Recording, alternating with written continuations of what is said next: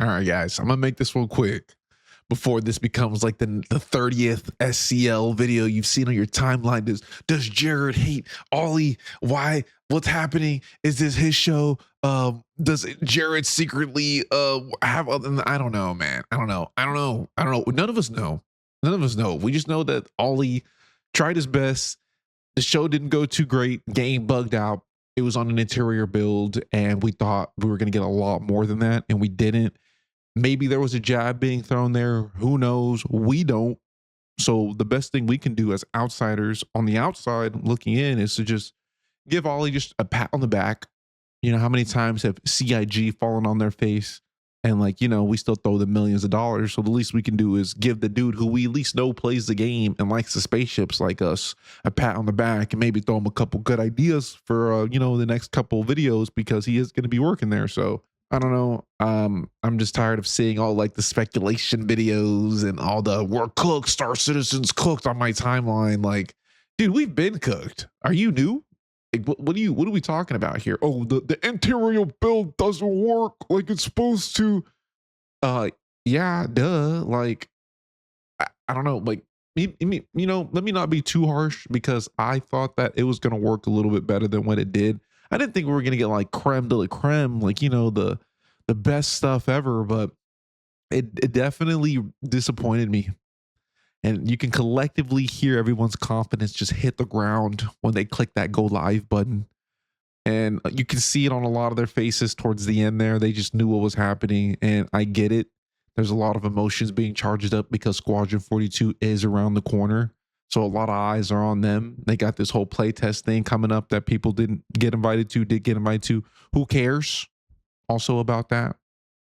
You know what I mean? It is what it is. But yeah, this still wasn't a great look for them. But at the same time, why are any of us surprised? Like, Star Citizen isn't the baby right now, isn't the dream child.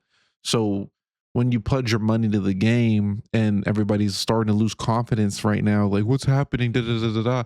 Like, this whole time, did you really think you were buying Star Citizen, or were you buying the runoffs of Squadron? Because the whole time I thought I was putting my money into the runoffs right now. Because if this is what I've been putting my money into, this is what I thought I was buying, then I'd be surprised too, and very disappointed and hitting the panic alarm.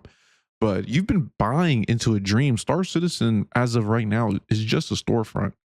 It's not an actual game that you get like a transactional value from. You pay money to the idea of that game, but you're really putting your money into more time for them to build, sorry, Squadron. We're basically buying Squadron 43 right now.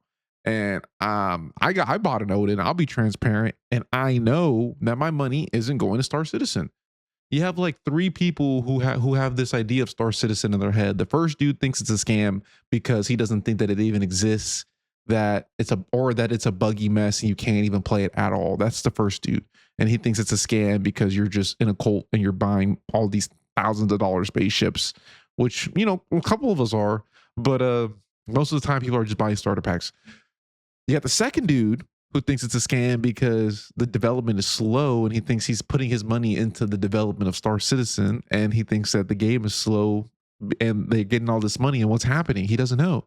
Then there's the third guy. I think I fall into this category where I know that I'm putting my money into Squadron, and whether or not that game flops or not, we'll see how much effort is put into Star Citizen, or vice,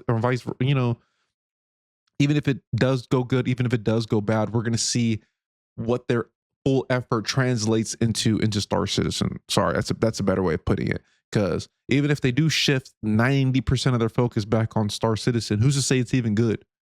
You know what I mean? So this idea that you're paying for the game to get better, or that like it's like this 1-to-1 ratio of $1 billion to Star Citizen development, get that out of your head. Get that out of your head. The game that we're going to get at the end of the day is going to be completely different than what you're seeing right now, and I completely understand that, and that's why I'm able to take breaks from the game. I haven't played in like 2 patches, even after the big wipe. Like, I thought it was pretty cool that crafting came in, but once you really like start getting those blueprints that you want. Because I was trying to grind Foxwell missions forever. I'm still trying to get my Ace Interceptor pilot helmet so I can get my Guardian from Wakello. But I'm too scared to, because I think that the freight elevator is going to break on me, and I've been trying to grind these metals and all this shit on. What's the point if the elevator breaks? Or if I have like an LTP issue throughout a patch and I just lose my Wakello ship? There's like no point. So I take breaks from the game, but I'm still in love with the game. I'm still in love with the idea of what it can be, but you need to be able to like step away from it and not panic when stuff like this SCL happens and start running the spectrum and then start wondering what you're going to do. Like, this game is like a game. So I don't know. I guess this is a way of me telling everybody to relax, calm down, not to not give negative criticism, but like be smart about it and know that this isn't like their hands are tied right now. Now, granted, they tied their hands themselves, but they are tied right now. And the people that you're most likely yelling at is the poor backer, not the poor backer, the poor dev who has no choice what he gets to work on, or, you know, the is just not even listening. So you're most of the time you're just arguing with a wall. So, just go outside, go pick up a ball and throw it and go chase it and go run after it, go freaking, I don't know, hit a treadmill or something, go to a bar, or go grab a bite to eat. But, just take a little break from Star Citizen. Everything's not going to end. It's not the end of the world. SCO was dog shit this week, or this past week. It wasn't dog shit. It was a step in the right direction. And yeah, there's other things we could be doing. Yeah, I'm rambling, so I'm gonna go ahead and cut this one short. But that's just my thoughts on the whole situation right now, on the state of Star Citizen. I think that it's pretty much the same as what it's always been. It's getting a lot realer now that we're this late in the lifespan. But we'll see how it goes. I don't think anybody's going anywhere. Nothing ever really changes with this game. The people who are going to spend the money are going to spend the money. The people who are going to put out the promos. People who build the ships are going to build the ships.